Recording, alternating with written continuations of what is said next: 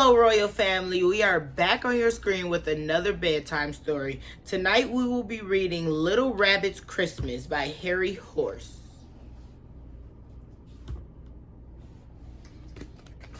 One Christmas Eve, when the snow lay all around, Little Rabbit saw something that he really liked. "Look, Papa, a beautiful sled." Papa agreed that it was a lovely sled. When they get home, Little Rabbit told his mama all about the sled. "It is red," said Little Rabbit, and goes whoosh. Mama asked Little Rabbit to help his brother and sister decorate the Christmas tree, but Little Rabbit did not want to. Instead, he watched the snow falling outside the barrel. "I wish I had a sled," he sighed. That night, Mama tucked Little Rabbit into the bed and read him a story. She told Little Rabbit that if he was good, the Christmas rabbit would leave some lovely presents in the stocking at the end of his bed. "Will he bring me a sled?" wondered Little Rabbit. He did not think that the red sled could fit in such a little stocking. "Go to sleep, Little Rabbit," said Mama. Who knows what the Christmas rabbit would bring? The next morning, his brother and sister got up early. "Wake up, Little Rabbit," they cried. "It's Christmas morning." Little Rabbit was very excited. He looked in his stocking. He found a bouncy blue ball, a yo-yo, and a pair of mittens, but no sled. "Where's my sled?" asked Little Rabbit. Little Rabbit looked under the Christmas tree to see if the sled was there. Then he looked up the chimney to see if it had gotten stuck.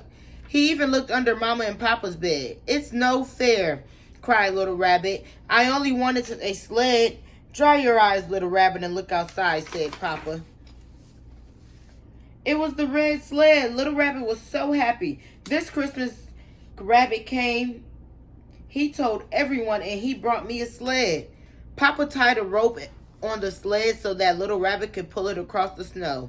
"Put your mittens on," said Mama. "It's cold outside." "Mittens are for babies, Mama," said Little Rabbit, and off he ran into the snow, pulling the red sled behind him. Everybody loved the red sled. "It's mine," said Little Red. "The Christmas rabbit brought it to me." Molly Mouse wanted to ride on the sled, but Little Rabbit would not let her. "You are too small," he said. "You might fall off and hurt yourself." Benjamin and Rachel also wanted to try the sled. "You are too big," said Little Rabbit. "You might break it." Little Rabbit did not want to play with Benjamin's new toolbox, Rachel's new paint, or Molly's Mouse new snowshoes. Little Rabbit was so excited about his new sled that he didn't want to share it. "It's not fair," said Little Rabbit. "Everybody wants to play with my sled." So Little Rabbit took the sled far away to a place where he could play with it by himself.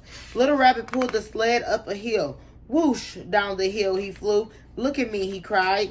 But nobody was looking. "I'll show them how fast I can go," said Little Rabbit. So he climbed the biggest hill he could find. Whoosh! Down the hill he flew on the red sled, faster and faster. "Look out!" cried Little Rabbit. The sled was going too fast. He flew through a hedge, over a frozen stream, and then crash! Little Rabbit flew off and landed in the snow. The red sled was broken. Little Rabbit climbed back up the hill, dragging the broken sled behind him. It was such a long way back up to the top. His nose got cold. His little paws got colder. He wished that he had worn his new mittens. The snow got deeper. Little Rabbit got stuck in the snowdrift. "Help!" cried Little Rabbit. "I'm stuck."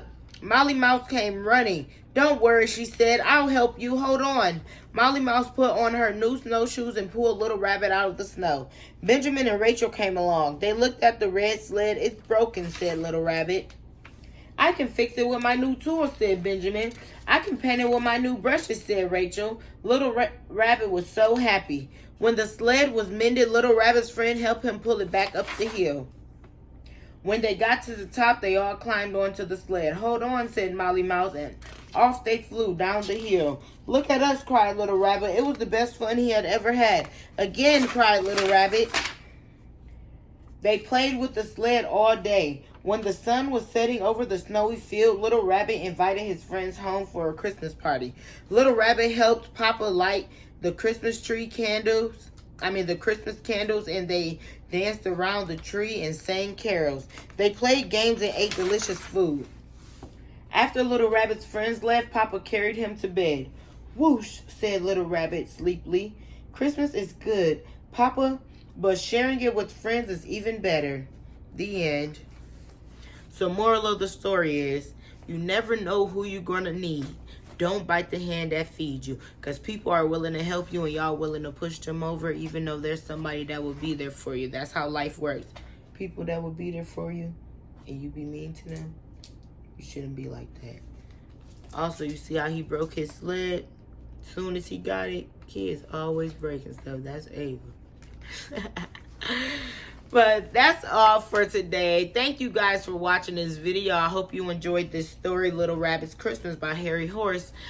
We will be back on your screen with another reading story tomorrow night. And we are out.